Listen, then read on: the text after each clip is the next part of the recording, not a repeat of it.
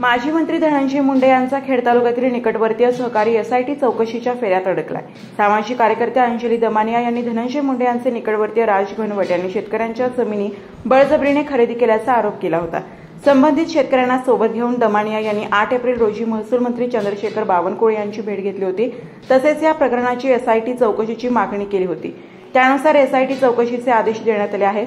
त्यानंतर अंजली दमानिया यांनी राजेंद्र घनवट यांनी बेकायदेशीर व अवैध मार्गाने महाराष्ट्रामध्ये खरेदी केलेल्या जमिनींची चौकशी करण्यासाठी विशेष पथक नेमण्यात आल्याबद्दल समाधान व्यक्त केले आहे। घनवट कुटुंबाने व त्यांच्या कंपनीमार्फत महाराष्ट्रातल्या सगळ्या जमिनींची सखोल चौकशी होणार असल्यामुळे दमानिया यांनी महसूल मंत्री चंद्रशेखर बावनकुळे यांचे आभार मानले आहेत। राज घनवट धनंजय मुंडे त्यांच्या कंपन्यात डायरेक्टर आहेत। याच राज घनवटने शेतकऱ्यांच्या जमिनी लाटल्या आहेत व याच जमिनीच्या चौकशीची मागणी मी महसूल मंत्री बावनकुळे यांच्याकडे केली होती, अशी प्रतिक्रिया दमानिया यांनी एक्सवर दिली आहे। खेडमधल्या पाईट गावात मोठ्या प्रमाणात धनंजय मुंडे यांच्या अतिशय जवळचे राजेंद्र घनवट आणि त्यांचे वडील पोपट घनवट यांनी शेतकऱ्यांची लूट केल्याचा स्थानिक शेतकऱ्यांचा आरोप होता। शासन आणि प्रशासन आणि पत्रकार यांच्याकडे अनेकदा तक्रारी देऊन देखील शेतकऱ्यांना न्याय मिळत नव्हता।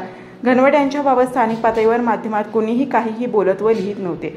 अखेर सामाजिक कार्यकर्ते चेतन चिखले यांची शेतकऱ्यांनी भेट घेतली। त्यानंतर सामाजिक कार्यकर्ते चेतन चिखले यांनी सर्व शेतकऱ्यांची व सामाजिक कार्यकर्त्या अंजली दमानिया यांची भेट घालून दिली। त्यानंतर या संपूर्ण विषयाला वाचा फुटली आहे। अंजली दमानिया यांनी खेड तालुक्यातील शेतकऱ्यांची संपूर्ण बाजू समजून घेतली। यातील धक्कादायक वास्तव तसेच घनवट व माजी मंत्री धनंजय मुंडे वाल्मिक कराड यांची थेट भागीदारी समोर आल्यानंतर अंजली दमानिया यांनी पत्रकार परिषदेत घनवट पिता-पुत्र यांच्यावर गंभीर आरोप केले होते। त्यानंतर शेतकऱ्यांच्या समवेत महसूल मंत्री चंद्रशेखर बावनकुळे यांची दमानिया यांनी भेट घेतली। त्यानंतर महसूल मंत्र्यांनी सगळ्या संबंधित अधिकाऱ्यांची तत्काळ बैठक बोलावली होती। सखोल चौकशीचे आदेश देऊन पुन्हा या सगळ्या चौकशीची माहिती त्यांच्याकडून मागवण्यात आली आहे। राजेंद्र घनवट आणि पोपट घनवट यांच्या खेड तालुक्यासह राज्यातील सर्व जमीन व्यवहारांची माहिती मागवण्यात आली। घनवट यांच्या नावे महाराष्ट्रात असलेल्या जमिनीच्या चौकशीसाठी महसूल व वन विभागाने निर्णय GR प्रसिद्ध केलाय।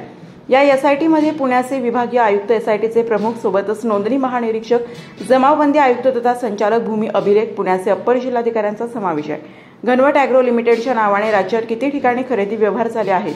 घनवट यांच्याशी संलग्न संस्था, कंपन्या यांच्यासाठी आकर्षक कारणांसाठी वर्ग केलेल्या जमिनी बाजारभावापेक्षा कमी मोबदला रक्कम देऊन खरेदी झालेल्या जमिनीची चौकशी, अनुसूचित जमाती खातेदारांच्या जमिनी, महार वतन तसेच नवीन शर्तींच्या जमिनींच्या खरेदी व्यवहारांमध्ये किती प्रकरणात विनापरवानगी खरेदी व्यवहार झालेले आहेत या संदर्भात चौकशी होणार आहे। सोबतच घनवट ॲग्रो फूड्सतर्फे संचालक पोपट घनवट यांच्या नावे झालेल्या खरेदी व्यवहारांची तपासणी देखील एसआयटी करणार आहे।